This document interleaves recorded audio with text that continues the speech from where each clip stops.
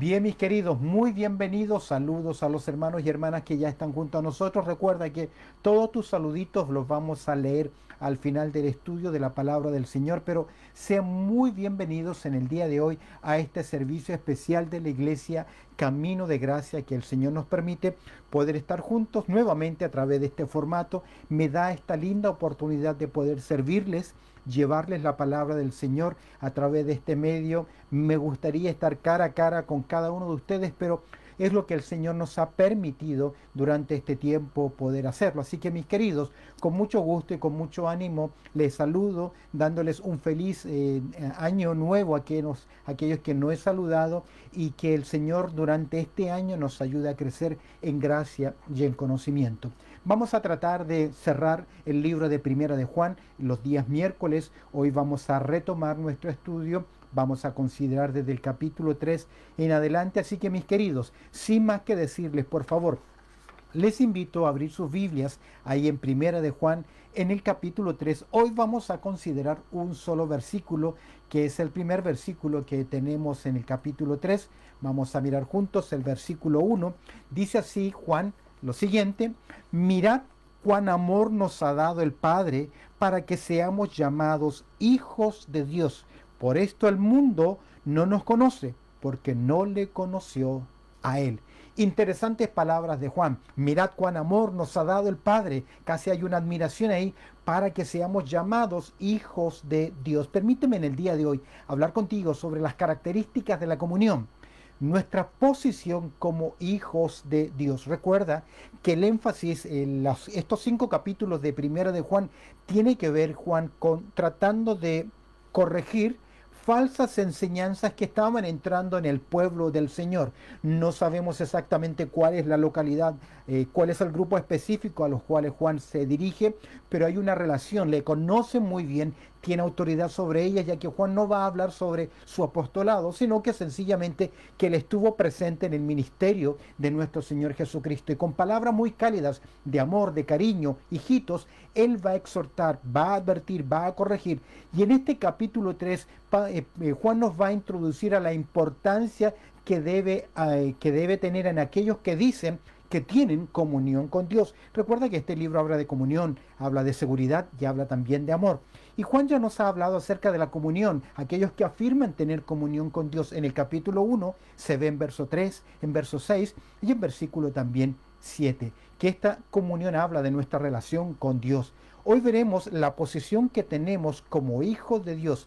Este pensamiento lleva a Juan a hacer una pausa y a llamar a sus lectores a contemplar la maravilla del amor que nos ha dado Dios de incluirnos en su familia. Somos familia de Dios. Lo que Juan quiere hacer ver acá es que el amor de Dios no solo salva.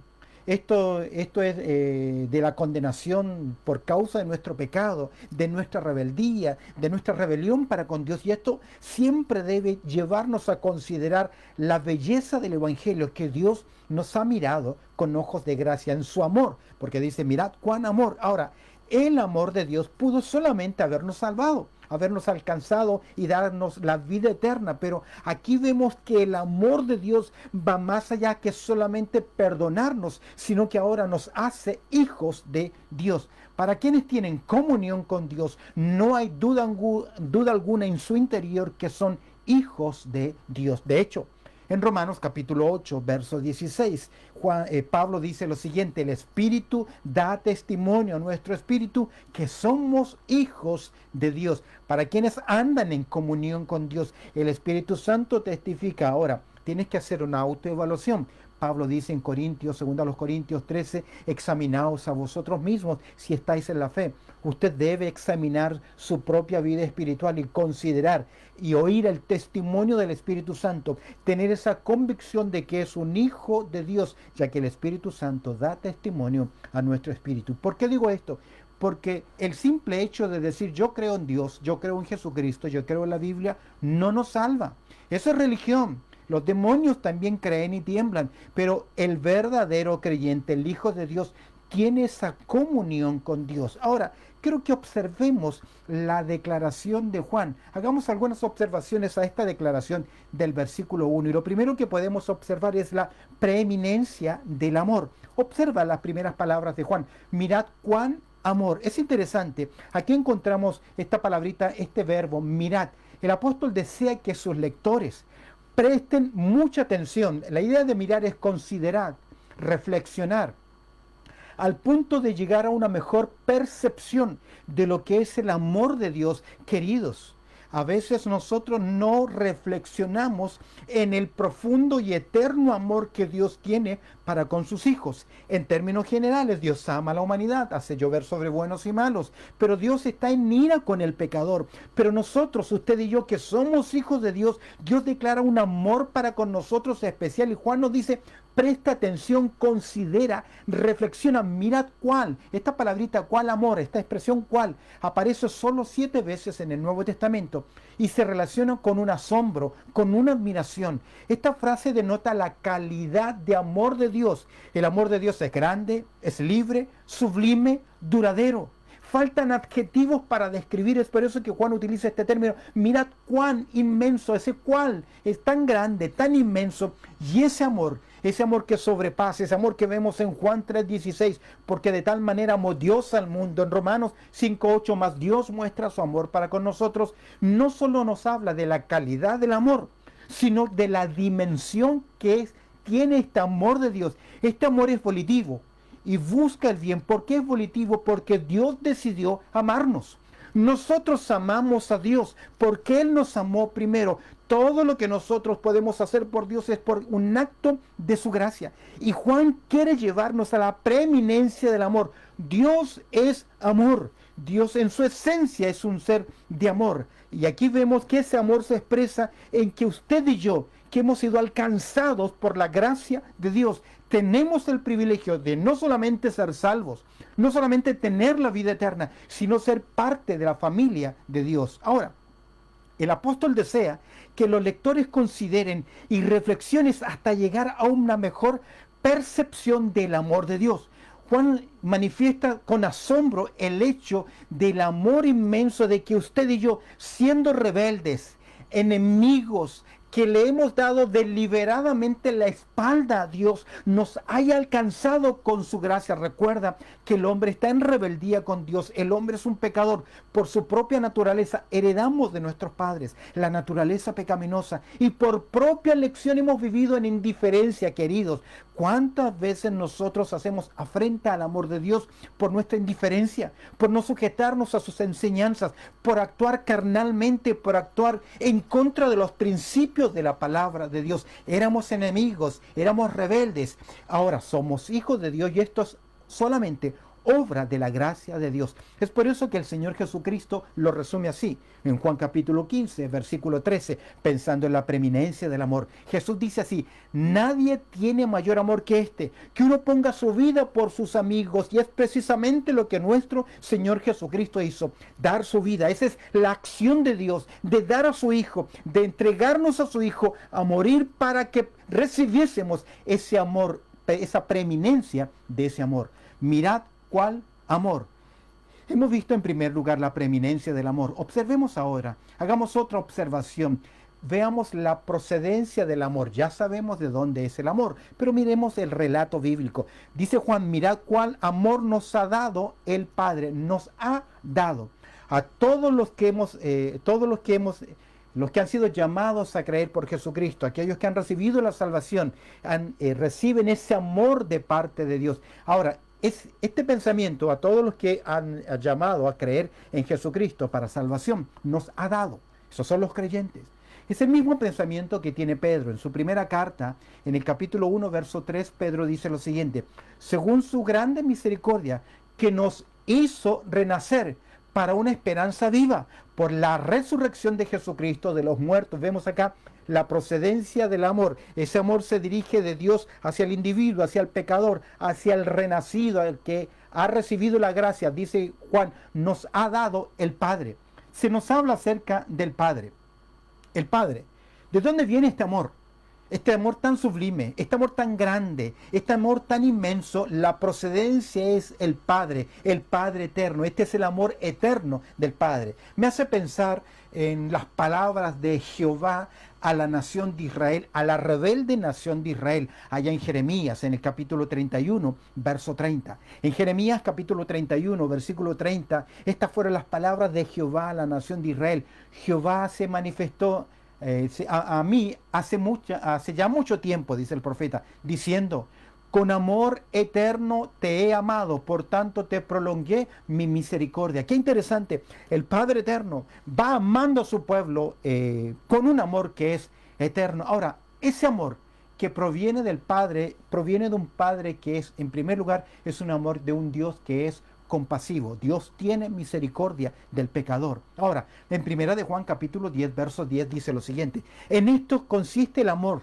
no en que nosotros hayamos amado a Dios, sino, por el contrario, sino que Él nos amó a nosotros, envió a su Hijo en propiciación por nuestros pecados. Mira, vemos acá este Dios compasivo, que si bien es cierto el hombre merece el castigo, la ira de Dios, Dios también es un Dios de amor, es un Dios compasivo, y Dios muestra su amor para con los suyos. En esto consiste el amor, no en que nosotros hayamos amado a Dios, sino que Él nos amó a nosotros y envió a su Hijo en propiciación por nuestros pecados. Y es interesante lo que dice 1 de Juan 4:10, en propiciación, su Hijo satisface las demandas justas de Dios, porque sobre el pecado viene la ira de Dios, y la ira de Dios cayó sobre su Hijo.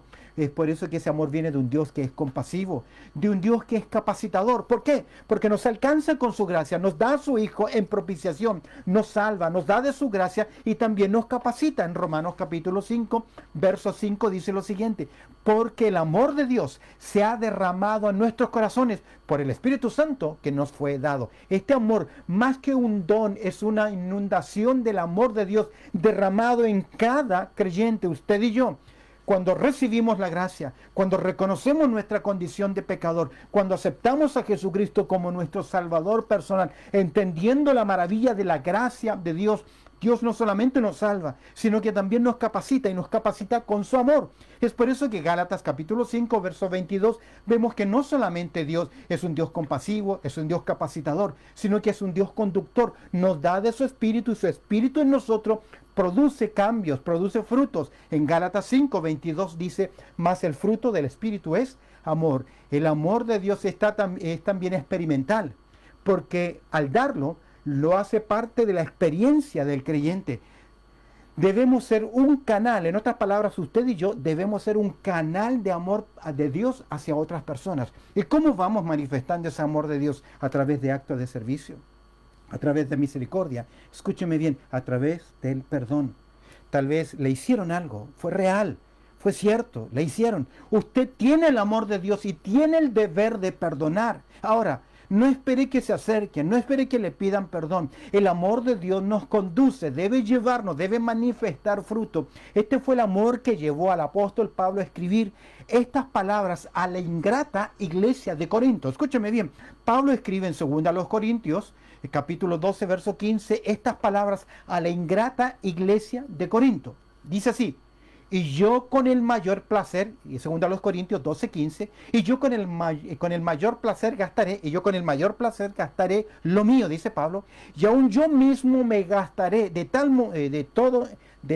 todo por amor de vuestras almas, aunque amándoos más, sea amado menos. Qué interesante. ¿Por qué Pablo toma esta decisión de amar a pesar de que hay una iglesia ingrata que no le recibió, que le estaba rechazando, que le miraba con desprecio, que lo acusaba falsamente? Pablo dice: aún así yo gastaré de lo mío por amor a ustedes, aunque amándoos más, sea amado menos. Tenemos un gran ejemplo. Dios no solamente es un Dios compasivo, Dios es un Dios capacitador, y Dios es un Dios conductor. Nos ha dado ese amor para que usted sea un vehículo para los demás. Es por eso que el énfasis de este año es comunión y servicio. Usted no puede decir: si yo soy un hijo de Dios, soy agradecido y está en conflicto con sus hermanos. Algo anda mal y algo anda mal en usted, no en los demás, porque usted debe ser un canal de amor. Hemos visto la preeminencia del amor. Hemos visto la procedencia del amor. ¿De quién viene? De Dios, de un Dios que es compasivo, de un Dios que es capacitador, que un Dios que es conductor. Veamos ahora el propósito del amor. ¿Cuál es el propósito? Verso 3. Miren, verso 1, capítulo 3 de Primera de Juan. Mirad cuán amor nos ha dado el Padre para que seamos llamados hijos de Dios. Ahí está el propósito. El propósito que Dios fijó sus ojos en nosotros como un acto de gracia, como fijó los ojos de Jesús en aquel hombre que estaba arriba de un sicomoro, arriba de un árbol, Zaqueo, mirándole fijamente. Dios nos ha mirado con ojos de gracia. ¿Para qué? Esta es una cláusula final de propósito. El Dios de amor, que es Padre eterno, no solo tiene como objetivo amarnos, sino hacernos, proporcionarnos algo más, para que seamos llamados hijos de Dios, para que seamos llamados. Es interesante que este término, llamados, significa convocados para una finalidad. El término equivale a ser verdaderamente hijos de Dios. No es un título para designar a los seres humanos, sino tener una condición de hijos. Nos llama para que tengamos esa condición de hijos. No es un título para referirse al género humano, porque hemos de entender que no todos los seres humanos son hijos de Dios. En el sentido de esta palabra el sentido de esta palabra tiene que ver con una relación de padre a hijo. Ahora, usted puede tener su nombre en la nómina de la iglesia, puede haberse bautizado y no ser un hijo de Dios. Es por eso que usted tiene que hacer una autoevaluación y mirar en su interior si hay cambios en su vida, porque los cambios en su vida, la progresión en santidad, la perseverancia del creyente es una evidencia grande de que realmente es un hijo de Dios. Recuerda que Juan dice, estaban con nosotros, pero no eran de nosotros. Recordemos que fuimos llamados a una posición de una posición de enemistad con Dios a causa del pecado, a una posición de miembros de la familia, de la casa de Dios. Leo en Efesios capítulo 2, verso 19, lo que Pablo dice. Así que, Efesios 2:19, así que ya no sois extranjeros ni advenedizos, sino, por el contrario, conciudadanos de los santos, y agrega, y miembros de la familia de Dios. Es por eso que Juan dice, mirad con asombro cuál amor nos ha dado el Padre. Miren, vemos acá entonces el propósito del amor, la condición de hijos. Veamos ahora el concepto de hijos de Dios. Para que seamos, dice Juan, el propósito, para que usted y yo seamos llamados, convocados a un lugar especial, a una condición de hijos de Dios. Esta expresión, hijos de Dios, aparece 20 veces en toda la Biblia. 5 de ellas aparecen en el Antiguo Testamento y básicamente tiene que ver con la relación de creación de Jehová de los ángeles. Se habla de los hijos de Dios en términos a la relación de creación de los ángeles. Aunque los profetas hablan de la nación de Israel como un hijo, no le llama así hijo de Dios, pero es la nación de Israel, es hijo de Dios. Pero cada vez que se hace mención de hijos, básicamente es para designar la rebeldía de la nación de Israel. A la luz del Nuevo Testamento, el creyente es un hijo de Dios. A la luz del Nuevo Testamento, el creyente es un hijo de Dios por hecho de adopción. Jesús es hijo de Dios por derecho eterno, de relación eterna. Los ángeles son hijos de Dios por derecho de creación. Y nosotros, los creyentes, somos hijos de Dios por el derecho de la adopción. Ahora, recuerda que el Nuevo Testamento nos enseña que hay dos paternidades espirituales. En Juan capítulo 8, verso 44, Jesús dijo, vosotros sois de vuestro padre, el diablo, y los deseos de vuestro padre queréis hacer. Mira qué interesante. Vosotros sois de vuestro padre, el diablo. O somos hijos de Dios, o somos hijos de Satanás. O estamos en la condición de luz, o estamos en las tinieblas. No hay cuasi. Nadie está en medio. Tenga cuidado, nadie está en medio. En Gálatas capítulo 3, verso 26 dice, pues todos sois hijos de Dios por la fe en Cristo Jesús. Hemos alcanzado este privilegio, esta condición de hijos por el llamado del Señor, por la gracia del Señor, por responder con fe al llamado del Evangelio. Gálatas 3:26, pues todos sois hijos de Dios por la fe en Cristo Jesús. Dios llama a sus hijos suyos, Dios llama hijos suyos a aquellos que depositan su fe en Cristo Jesús. Él nos otorga a los creyentes el derecho de ser hijos de Dios. ¿Recuerdas Juan capítulo 1, verso 12? Mas a todos los que la recibieron, a los que creen en su nombre, les dio potestad, autoridad legítima, libertad de acción, derecho, por tal razón les dio potestad de ser hechos hijos de Dios. Ahora, el creyente, como hijos de Dios, como dice Pedro en su segunda carta, en el capítulo 1, verso 4, participamos de la naturaleza divina. Es decir, tenemos comunión con lo divino. Es decir, que ahora podemos hablar con Dios. Tenemos una relación con Dios como nuestro Padre. Hemos alcanzado este privilegio por la fe. Leo Gálatas capítulo 3, versos 25 y 26. En Gálatas capítulo 3, versos 25 y 26, la palabra del Señor dice así: pero venida la fe, ya no estamos bajo ayo, pues todos sois hijos de Dios por la fe en Cristo Jesús. Vemos acá que el propósito del amor de Dios, la condición de hijos, el concepto de hijo, ya hemos visto hijos por relación, por adopción, el cumplimiento, y esto es en cumplimiento de los tiempos. Esto es la promesa de la gracia y la venida del Redentor. Vemos en Gálatas capítulo 4, versos 4 y 5 algo interesante. Vemos el plan de adopción, que fue la resolución divina. El plan de la adopción es la resolución divina. Pero cuando vino, dice Gálatas 4:4, pero cuando vino el cumplimiento del tiempo, Dios envió a su Hijo, nacido de mujer y nacido bajo la ley. El plan eterno de Dios. En Tito capítulo 1, verso 2 dice la esperanza de la vida eterna, la cual Dios, que no miente, prometió desde antes de los principios de los siglos. Porque somos hijos de Dios por el plan de adopción, que es la resolución divina. En segundo lugar, en verso 5, vemos en Gálatas capítulo 4, verso 5, el precio de la adopción es en la sangre de Cristo, la redención, el derramar su vida, dice el texto, verso 5, para que redimiese a los que estaban bajo la ley. El Hijo viene, Jesucristo viene, para que el hombre y aquella mujer que estaba en enemistad, en rebeldía, sea alcanzado por la gracia de Dios y mediante la redención, mediante el pago de un precio, ser salvo y ser hijo de Dios. Fuimos comprados, se ha pagado el precio. Somos libres de la esclavitud. Colosenses 1:13 dice: el cual nos ha librado de la potestad de las tinieblas y trasladado al reino de su amado Hijo. ¿Cuál fue el precio? La muerte del Hijo de Dios, su sangre. Primera de Pedro lo dice con estas palabras, verso 18: sabiendo que fuisteis rescatados de vuestra vana manera de vivir, la cual recibiste de vuestros padres, no con cosas corruptibles como plata ni oro. No fuimos comprados por cosas valiosas, oro, plata, lo más valioso de esta tierra. Verso 19 de Primera de Pedro, capítulo 1, dice: sino por el contrario, con la sangre preciosa, y ese término precioso es que no podemos lograr encontrar la dimensión de ese precio, con la sangre preciosa de Cristo, como de un cordero sin mancha y sin contaminación. Verso 20, ya destinado desde antes de la fundación del mundo, pero manifestado en los postreros tiempos por amor de vosotros. El cumplimiento del tiempo. El plan de adopción es la resolución divina.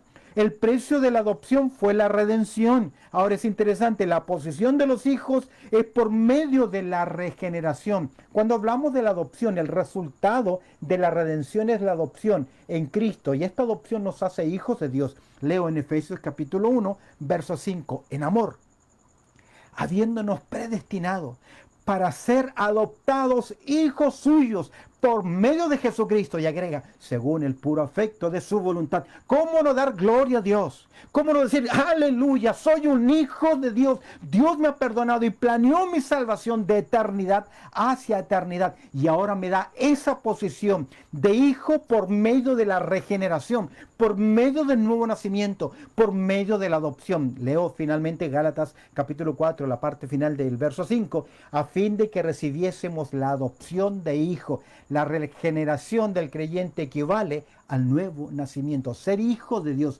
Pues ahora es interesante, en Gálatas 3:26 dice, pues todos sois hijos de Dios por la fe en Cristo Jesús. Ahora, qué interesante, ahora que soy un hijo de Dios, tengo derecho de acceso al Padre. Tengo derecho de acceso al Padre. En Efesios 2:18 dice, porque por medio de Él, los unos y los otros tenemos entrada por un mismo espíritu al Padre. Recuerda las palabras de Jesús en Juan capítulo 14, verso 6. Nadie viene al Padre si no es por mí, si no está conmigo, si no está a mi lado. Tenemos derecho de acceso al Padre porque ahora somos por adopción, por regeneración, por nuevo nacimiento, por la redención, tenemos derecho de acceso al Padre. Y no solamente derecho de acceso al Padre, Efesios 2:18, sino que también tenemos derecho a acceso al trono de la gracia. En Hebreos, capítulo 4, verso 16, dice lo siguiente: acerquémonos pues confiadamente ante el trono de la gracia para alcanzar misericordia y hallar gracia para el oportuno socorro. Usted ahora, como hijo de Dios, tiene la oportunidad de acceder al Padre. Y también tiene el derecho de acceder al trono de la gracia y clamar por gracia, clamar por socorro, clamar por provisión, clamar a su Padre Celestial, porque tenemos derecho y también tenemos derecho de junto al Hijo de una herencia. Termino el pensamiento de derecho de herencia junto con el Hijo en Romanos 8:17.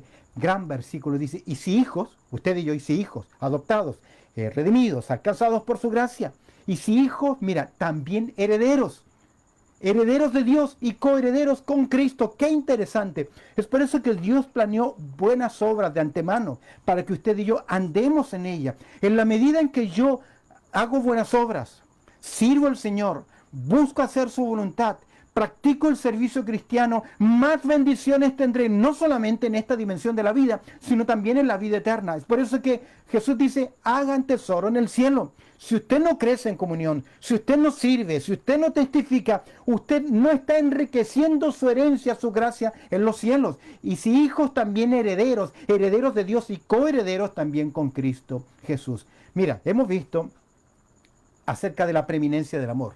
Hemos visto la procedencia del amor que viene del Padre. Hemos visto el propósito del amor, hacernos, llamarnos la condición de hijos de Dios. Terminemos con la prueba del ser amados e hijos. ¿Cuál es la evidencia, la prueba? Obviamente nuestra condición, el testimonio del Espíritu Santo, los frutos, los cambios. Pero Juan agrega algo interesante. Antes de comenzar a contrastar luz, tiniebla, pecado, condición en el resto de este capítulo, veamos ahora la prueba de ser amados e hijos de Dios. Por esto, dice Juan, el mundo no nos conoce. Mire qué interesante. Esta palabrita conocer acá significa adquirir conocimiento por medio de la experiencia. El mundo no nos conoce. No es la experiencia del mundo el hecho de que Dios sea el Padre de los cristianos y que estos sean sus hijos. Ellos desconocen esto. Es por eso que Pablo dice que el hombre natural no percibe las cosas que son del Espíritu. Si el mundo aprobara a Dios y a los cristianos, otra historia sería. Pero es lo contrario. Como rechazan a Dios, rechazan también al creyente. Ahora, tenga cuidado en su evangelización. Cuando usted comparte con otro, no te están rechazando a ti como sujeto.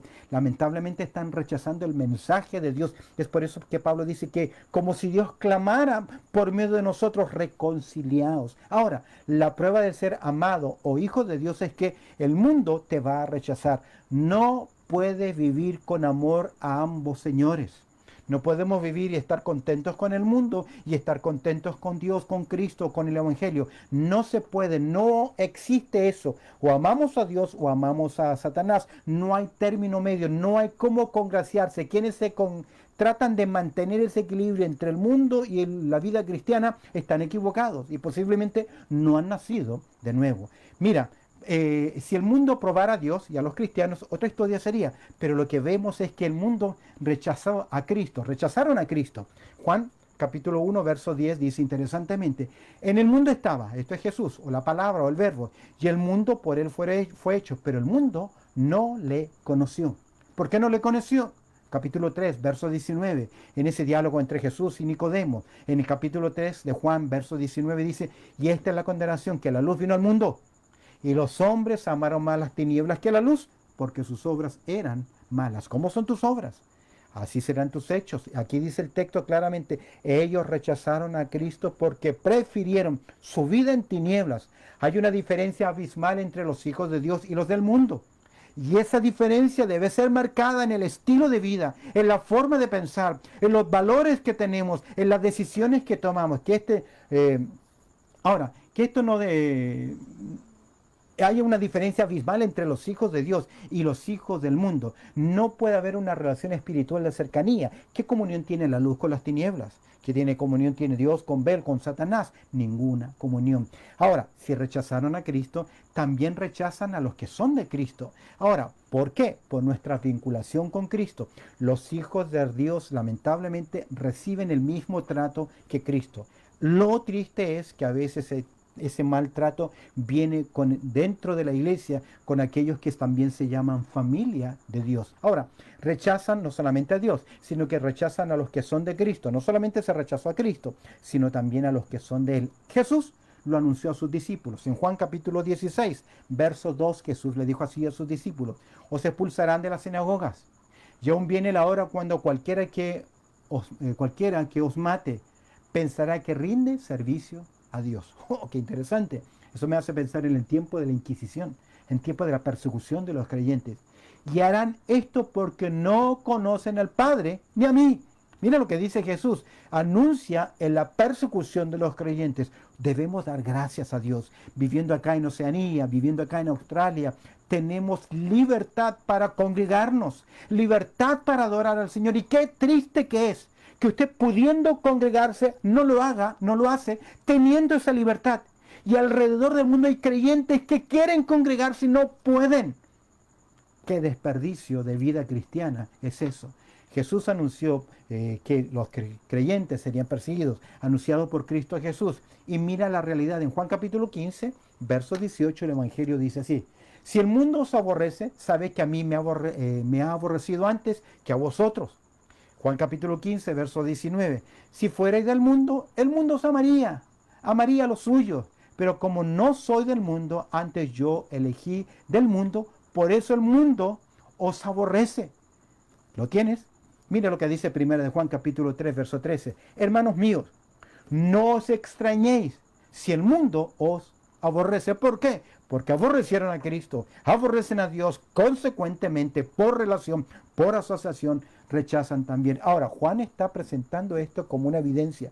Ustedes están siendo perseguidos, ustedes están siendo rechazados, pero no importa que el mundo te rechace, pero somos aceptados por Dios porque somos sus hijos. La razón del rechazo.